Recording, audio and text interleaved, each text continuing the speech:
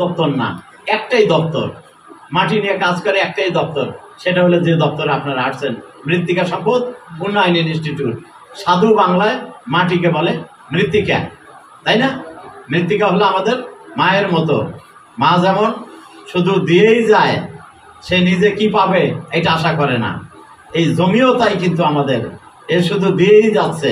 বছরের 2টা ফসল, 3টা ফসল, 4টে করে ফসল, কোনো বিরাম নাই, বছরের পর বছর চলছে চলছে, তাই না?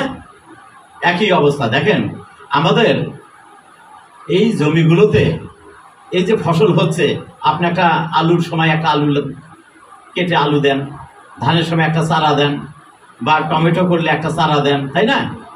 এই যে কোনো কোনো ক্ষেত্রে 3 মাস, কোনো কোনো ক্ষেত্রে 4 মাস, কোনো কোনো ক্ষেত্রে 5 মাস পর্যন্ত জমিতে ফসল থাকে। তাহলে এই যে গাছটা দিলেন, চারা দিলেন, একটা বীজ, এত বড় গাছ হলো, ফল হলো, ফুল হলো, আপনার সেগুলো তুলে আনলাম আমরা। তাহলে গাছটা কেমনে? গাছের কি গাছ খোরাক লাগে না, খাওয়া লাগে না? এই খোরাক পায় কোত্থেকে? এই খাবারটা পায় হলো মাটি থেকে। এবং মাটির ভিতরে গাছ বেঁচে থাকার জন্য 17 ধরনের খাবার লাগে। 17 ধরনের খাবার, এর ভিতরে 3 ধরনের খাবার নেয় হলো উপর থেকে, বাতাস থেকে, পানি আর বাতাস থেকে। বাকি 14 ধরনের খাবার নেয় হলো মাটি থেকে। আবার এই 14 ধরনের খাবারের ভিতরে কিছু খাবার বেশি বেশি লাগে। মাটির ভিতরে যে খাদ্যগুলো, কিছু খাবার অনেক বেশি লাগে। যেমন আপনার হলো ইউরিয়া সার বেশি দেন, ইউরিয়া ভাতের মতো বেশি বেশি দেওয়া লাগে।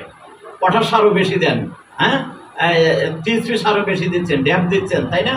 জিপ বেশি দিচ্ছেন। কিন্তু দস্তা, বোরন এই ধরনের সার কিন্তু আমরা পরিমাণে কম দেই, তাই না? এইগুলাকে আমরা বলি হলো গৌণ খাদ্য উপাদান, ট্রেস এলিমেন্ট। গৌণ পরিমাণে লাগবে কম, কিন্তু খুবই গুরুত্বপূর্ণ। ওইটুকু না দিলেও কিন্তু হবে না। ফসলগুলো ধান না, ধান ছাড়া যত ফসল আছে, টমেটো, সকল ফসলে চুন দিতে হবে। কি দিতে হবে? চুন দিতে হবে। কিন্তু চুন দিতে হবে কতটুকু? ওনার জমিতে যতটুকু, ওনার জমিতে ততটুকু না।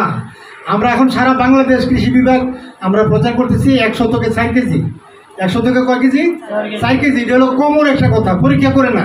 6 জন কৃষকের জমি বের করে 6টা প্রদর্শনী করবেন, চুন দিয়ে উনি দেখাই দিবেন যে, এবং উনি পরে একটা পরীক্ষার মাধ্যমে প্রমাণ করবেন যে 1 শতকে দিনাজপুর সদর উপজেলায় 1 শতকে কয় কেজি চুন লাগে। টিএসপি যে দিচ্ছেন, যে প্রতি বছরই বাড়ায় দিচ্ছেন, না দিলে আলু হচ্ছে না।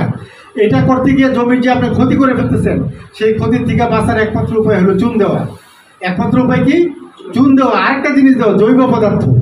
আপনারা আলু করতে গেলে, ভুট্টা করতে গেলে আপনারা কিন্তু জৈব পদার্থ, টমেটো করলে আপনারা জৈব পদার্থ দিচ্ছেন, কিন্তু জৈব পদার্থ একটা বিরাট ফ্যাক্টর।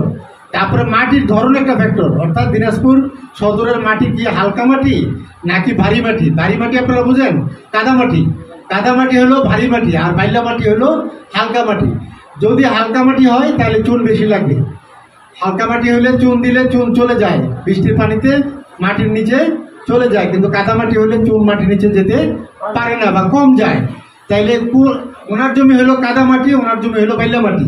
তাহলে চুনের পরিমাণ ওনারটা বেশি লাগবে, ওনারটাই কম লাগবে। তাহলে কোন জমিতে 1 শতক জায়গায় কতটুকু ডলু চুন লাগবে সেটা ওনার পরীক্ষা বের হয়ে আসবে।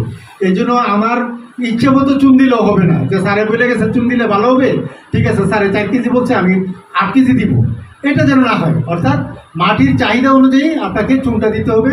আর চুনটা দিতে পারলে আলুর ফলন যে কি হবে আপনি কল্পনা করতে পারবেন না। বাম্পার ফলন হবে, অস্বাভাবিক ফলন হবে। এটা সারও কম লাগবে, আপনার আলুর ফলনও বেড়ে যাবে।